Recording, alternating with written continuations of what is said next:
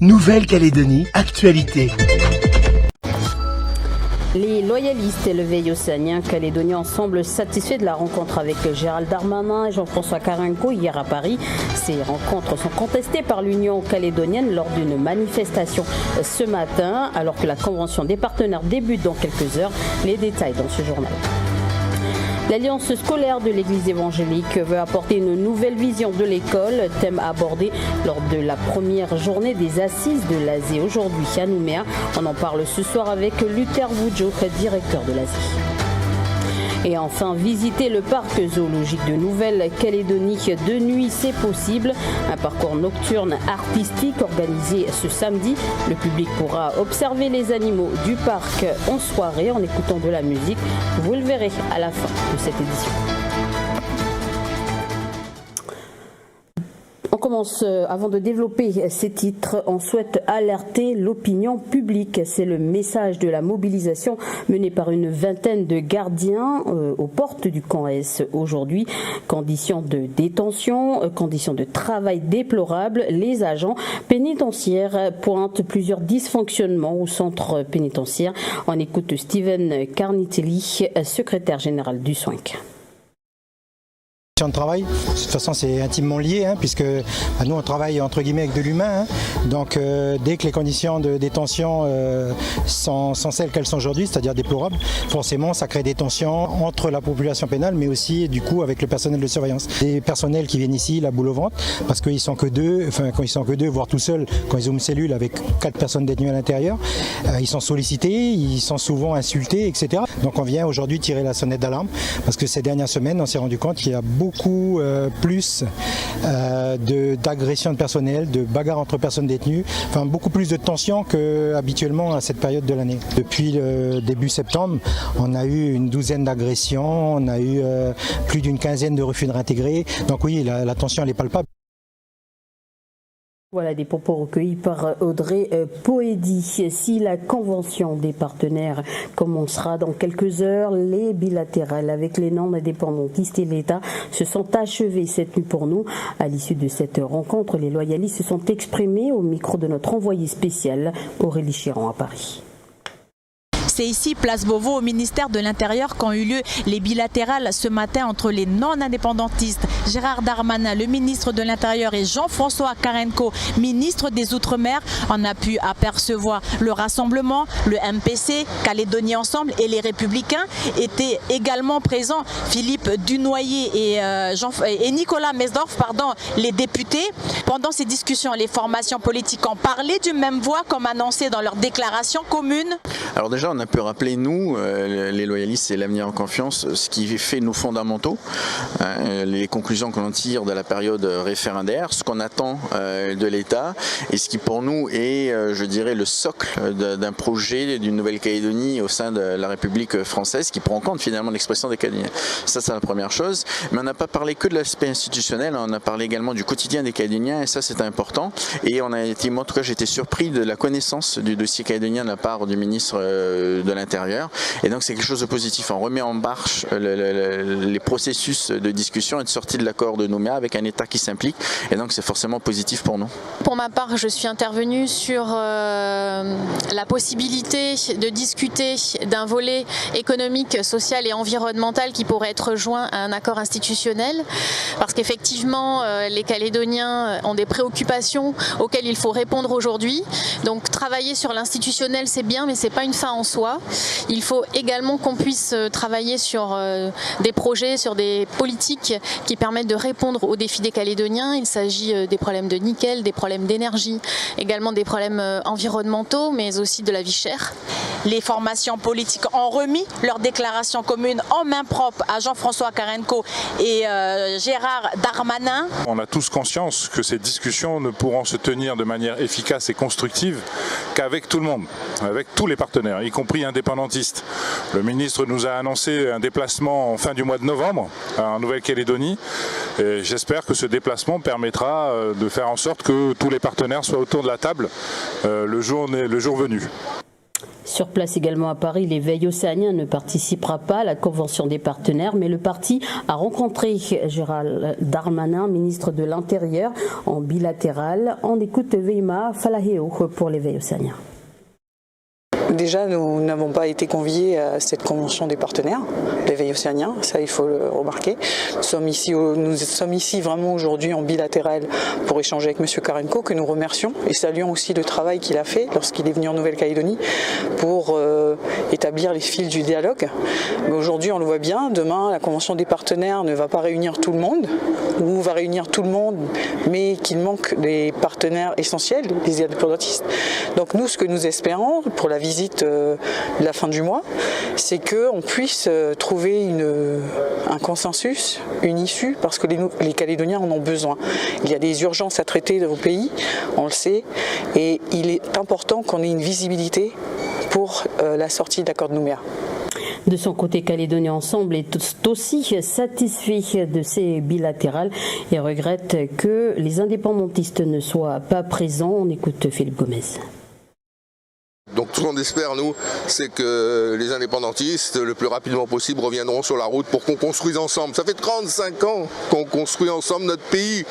Pas été un long fleuve tranquille, on ne s'est pas toujours embrassé sur la bouche, mais voilà, on a cette responsabilité-là pour tous les Calédoniens, pour les jeunes générations, pour la paix, pour le développement dans notre pays. Et voilà. Moi, je sors de cette réunion avec le ministre de l'Intérieur et le ministre des Outre-mer très très confiants. Ils ont développé un discours constructif, ouvert, tolérant, volontariste, et puis ils viennent en Nouvelle-Calédonie à la fin du mois de novembre, ils l'ont confirmé. Bon voilà, donc on va recommencer à tresser la natte du dialogue. Calédonie Ensemble qui participera à la convention des partenaires au même titre que Jacques Lallier en tant que président de la province des Îles. Il explique sa présence à Paris. Mais en tout cas, moi, j'ai prévu des rencontres au profit de la province à cette période-là, parce qu'on avait donné notre accord pour aller participer. Donc moi, j'ai calé mes rendez-vous par rapport à ça, et à partir du moment où j'ai donné ma parole, je ne peux pas changer parce que je ne suis pas responsable des partis. Donc je ne suis pas tenu par les décisions de parti. Par contre, je suis tenu par les décisions pour la vie des gens, et je suis tenu pour le fonctionnement de la province. Donc je suis venu quand même. Et demain, c'est la rencontre des partenaires. C'est plus les partenaires politiques, c'est des partenaires tout court. Et donc, parce qu'il y a c'est plus le même. Si c'était que des rencontres de partenaires politiques, je ne serais pas allé. Mais là, je vais aller parce qu'il y a les autres partenaires, il y a le CESE qui va être aussi là. Mais en tout cas, demain, je dirais qu'il n'y a pas de solution sans la souveraineté. Les rencontres réalisées hier ont été contestées par l'Union calédonienne qui manifestait ce matin à Nouméa devant le Haut-Commissariat, protestant que les bilatérales doivent avoir lieu en Nouvelle-Calédonie. Le point avec Audrey Poidi. Alors ce matin, on est ici comme les autres fois, comme il y a 100 fois, on est venu ici, comme il y a 100 fois d'autres personnes sont venues ici pour toujours redire les mêmes choses, mais on revendique aussi notre place dans ce pays, parce que c'est notre pays. Rien ne se fera sans le peuple kanak ici. Vous pourriez dire tout ce que vous voulez, mais nous, on n'a pas d'autre patrie que celle-là. Et nous serons ici pour le dire et le redire à sa fois. C'est à 8h ce matin devant les grilles du Haut-Saria que les militants de l'Union calédonienne se sont retrouvés. Le mot d'ordre de cette mobilisation, ne pas rester dans le silence pour que l'on soit pris en compte.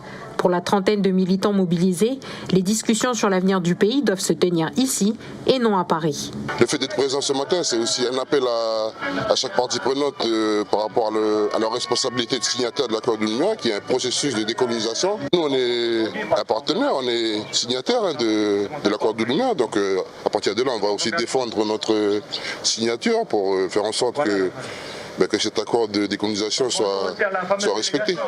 Cette mobilisation intervient après la diffusion d'un communiqué du PALICA dans lequel le parti s'interroge sur la portée politique des résolutions qui pourraient être prises en l'absence de représentation indépendantiste à Paris. Et pour refermer cette page politique, ce week-end aura lieu la création d'un nouveau parti politique, Souveraineté calédonienne. Ce nouveau parti, qui n'a pas vocation à entrer dans le FLNKS, sera officialisé demain à Bourail, dans la commune Athénée. Ni loyaliste, ni véritablement indépendantiste, ce parti se positionne clairement pour l'accession à la pleine souveraineté. On écoute Ronald Frère, ex-militant de l'Union calédonienne et membre fondateur de Souveraineté calédonienne. Prône la souveraineté parce que la souveraineté, c'est le droit suprême de choisir. Et quand on choisit, on choisit ce qu'il y a de mieux.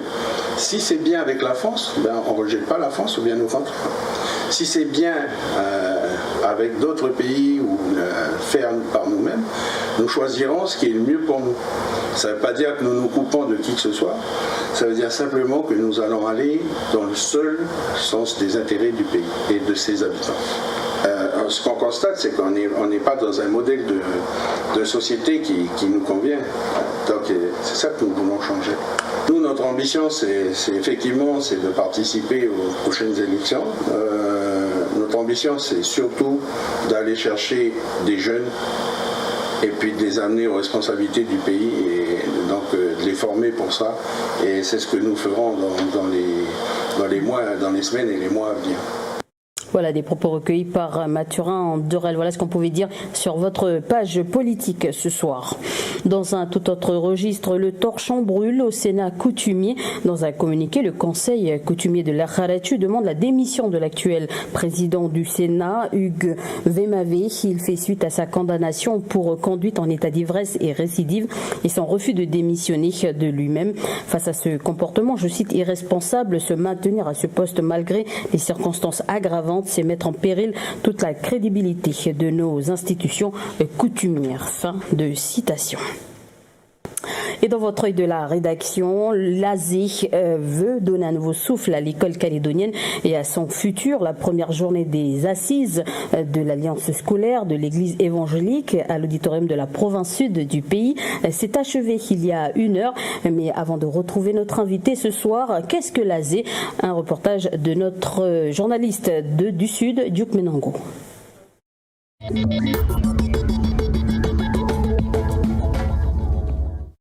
Dès 1840, des missionnaires protestants de la London Missionary Society arrivent au pays. Pour leur campagne d'évangélisation, l'organisation s'appuie sur des missionnaires océaniens qui sont d'abord dépêchés sur les îles Loyauté. Parmi leurs missions, la formation et l'éducation d'autres hommes amenés à propager la parole et les enseignements chrétiens. C'est dans ce sens que les bases de l'école pastorale de Repene à Lifou sont posées dès 1860. L'école pastorale de Doneva, créée en 1903 à Wailou par le pasteur Lennart, devient vite un centre de formation des Kanaks et impulse à son niveau des prémices d'une volonté d'émancipation indigène.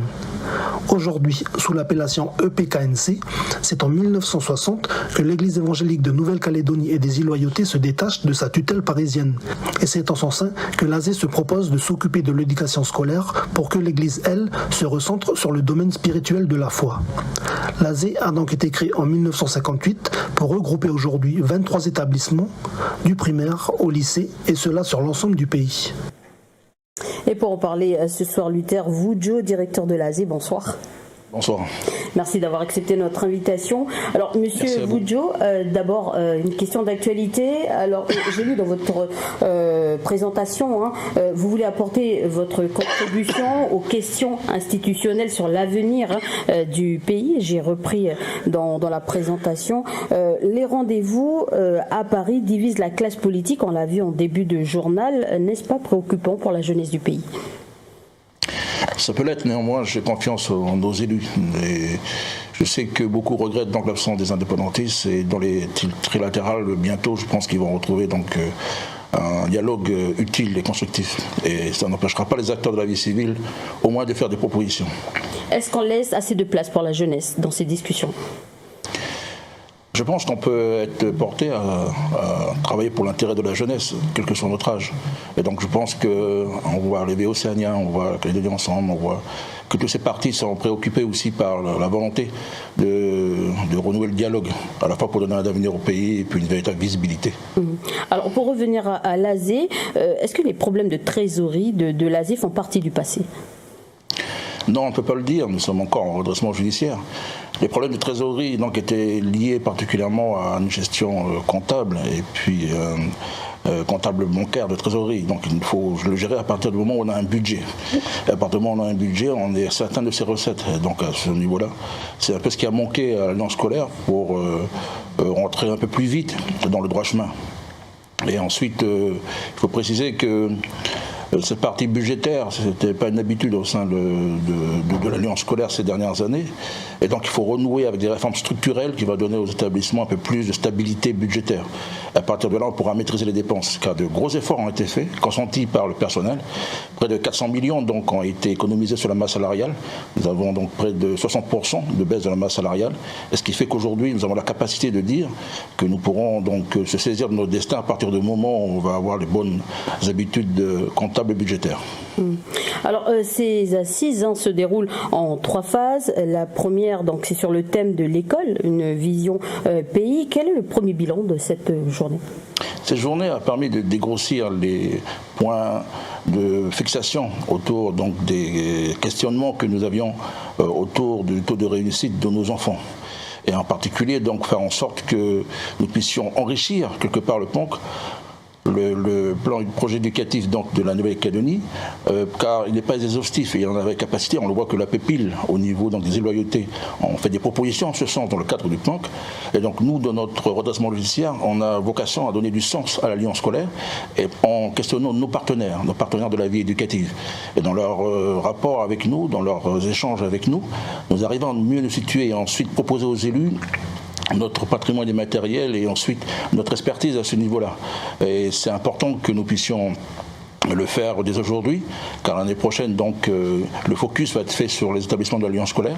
Et en termes d'effectifs, c'est important que nous puissions exister avec notre expertise et notre capacité à échanger avec nos partenaires. Et donc, si aujourd'hui, au niveau de la communication, il y a pu y avoir des couacs, nous ferons mieux pour les prochaines fois, c'est-à-dire le 24-25 novembre prochain. Alors, lors de ces assises de l'enseignement, le juriste Louis Boya parlait de la marginalité positive au sein du système éducatif. Il interpellait sur l'école qui pourrait s'adapter aux principes autochtones. Alors, qu'est-ce que cela signifie vraiment ? Eh bien, il y avait une intervention à la fois de Diwarawan et de Louaya qui font partie du comité de pilotage experts au niveau de ces assises, donc, qui a été piloté par Ketché Athéné, le responsable donc, du bureau pédagogique de l'Alliance scolaire. Ce qu'il voulait dire, c'est que désormais, c'est cette marge qui a été donc un peu occupée par les populations kanak, car n'oublions pas qu'au moment où est né l'ASE, les populations kanak qui étaient indigènes n'étaient pas français. Et donc c'est une école qui a toujours été orientée à promouvoir donc, cette population à la marge. Aujourd'hui, donc, dans le bilan qu'on peut en faire, par relevé patronymique au niveau des résultats du bac, on voit qu'il y a une forme de stabilisation autour des mêmes chiffres. Et donc on s'interroge pour se dire si on n'a pas peut-être à orienter différemment notre pédagogie pour essayer de l'enrichir et ensuite contribuer véritablement à la réussite de nos élèves. On le voit dans les quartiers populaires ou dans certains collèges donc, de quartiers difficiles où le taux de réussite donc, est assez limité. Et nous disons qu'avec ce genre de profil que nous avions toujours eu l'habitude d'éduquer, nous pourrons donc aussi partager notre expertise pour faire avancer des éléments sur ce sujet-là. Alors, vous voulez apporter donc, dans ces assises, le thème d'aujourd'hui, c'est l'école, une vision, un pays. Est-ce que le projet éducatif initié par le gouvernement Germain en 2016 ne fonctionne pas ou n'a pas fonctionné ? Je ne pense pas qu'il ne fonctionne pas. Nous plaçons clairement sous le PONC le projet éducatif de la Nouvelle-Calédonie. Cependant, comme tout projet éducatif, il a vocation à s'enrichir quelque part des pratiques pédagogiques donc adaptées à chaque établissement et à chaque type de public. Et donc voilà pourquoi nous faisons ces assises, pour le préciser et l'enrichir, comme la PIL l'a fait lors de son projet éducatif donc des éloyautés, le PEPIL, et qu'ils sont en train d'appliquer. Donc nous, aux éloyautés, nous sommes bien représentés. La PEPIL nous ressemble beaucoup en termes de pédagogie. Cependant, dans le sud et dans le nord, nous avons vocation peut-être aussi à l'enrichir ainsi. Et donc ce qui est intéressant, c'est que dans cet enrichissement de la PONC, c'est la pédagogie et la réussite de l'élève en tout qui est mise en avant, en particulier de l'élève océanien. Nous arrivons à la fin de cet entretien. Luther Lujo, merci d'avoir accepté notre invitation ce soir. Merci à vous de votre invitation. Voilà, et la deuxième journée se déroulera à la fin de ce mois de novembre et aussi la dernière l'an prochain au mois d'avril. Bien sûr, je parle des assises de l'Asie. Après l'inauguration de l'aéroport de Wanaham et le premier vol international, vient maintenant le temps des négociations pour rendre cette ligne régulière. Loin des effets d'annonce, des accords économiques doivent encore être prêts pour ouvrir une ligne Lifou-Vanuatu. Y aurait-il suffisamment de touristes pour rentabiliser les vols réguliers toute l'année? Les précisions d'Océane Dacunia. Voici le décollage du premier vol Lifou-Vanuatu, un vol test opéré hier par Air Calédonie. L'objectif de la province des îles, 3 vols par semaine à partir de 2023. Mais pour cela, des accords commerciaux doivent encore être conclus entre la Nouvelle-Calédonie et le Vanuatu. That will be on the table for discussion. It needs a feasibility study to see the profitability. It will be very interesting. Very interesting. It will promote people from Vanuatu and New Caledonia to travel anywhere. Un tourisme qui devra être suffisant pour rentabiliser des vols hebdomadaires. On commence par les relations familiales, mais ça peut engendrer les relations touristiques, les relations commerciales. Parce que ce qu'on a vu au Vanuatu, quand même, en matière d'agriculture, il faudra qu'on y aille. Nous, il faudra qu'on y aille. On est gagnant. Hein. La province des îles espère à terme séduire des touristes venus de tout le Pacifique. Australie, Nouvelle-Zélande ou encore Polynésie française, c'est tout un secteur qui doit monter en gamme selon le gouvernement. Et cela commence par l'aéroport. Quand on parle de développement touristique, on parle de développement de vols internationaux, on parle de normes internationales. Donc les gens ne viendront pas s'ils ne sont pas sûrs de la manière dont le transport aérien est traité. Il faudra y mettre les moyens et surtout ici à Lifou par exemple, on sera amené à installer des filtres passagers, des filtrations bagages comme partout dans toutes les installations de niveau international. Taxis, activités, hôtels, plusieurs projets doivent encore émerger, à l'image du Wadrabé, un hôtel de luxe qui est toujours en travaux. Et pour refermer cette édition, sous l'impulsion du musicien Jérôme Villette, le parc zoologique et forestier propose demain soir un parcours nocturne. 4 concerts et des danses seront organisés par le Conservatoire de musique de la Nouvelle-Calédonie. Les visiteurs pourront donc déambuler entre les différents lieux de concerts et de danse en étant eux aussi et en pourront observer les animaux du parc. Un reportage de Diok Munango. Pour cette première, les sites de concert et de déambulation ont scrupuleusement été sélectionnés pour ne pas déranger les animaux les plus sensibles du parc et ainsi permettre aux visiteurs d'apprécier l'ambiance. C'est quelque chose que les visiteurs n'ont pas l'habitude d'apprécier, d'être là la nuit dans le parc avec cette ambiance particulière, avec ces bruits qu'on n'a pas l'habitude d'entendre, avec cette lumière qui n'est pas habituelle non plus. Ça va dépendre des déplacements. Là, entre le premier et le deuxième concert, il y a un peu de marche. C'est le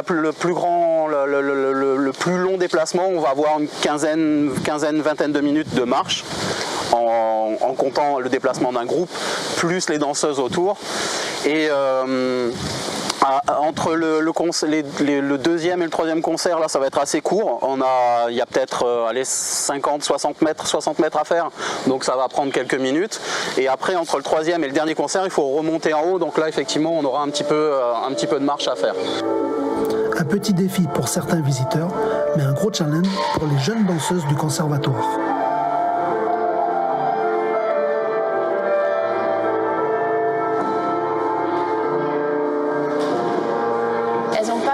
Aussi l'habitude de danser avec un public de rue en fait, hein. Donc on est plutôt sur type spectacle et fauteuil comme ça, donc là c'est de rue au milieu de la forêt, ça c'est une vraie chance, au milieu des animaux, donc ça va être une expérience particulière mais une chouette expérience. La nuit, il va y avoir un côté magique, un côté mystique en plus de ça, donc on va avoir vraiment un super cadre. Les animaux, on ne sait pas vraiment comment ils vont réagir, mais voilà, ils vont participer eux aussi. Pour cette première édition, le parc forestier et animalier de la province sud affiche complet. Outremernews.fr, le site de l'actualité Outre-mer, 24 heures sur 24 et 7 jours sur 7. Retrouvez la chaîne Outremer News sur YouTube.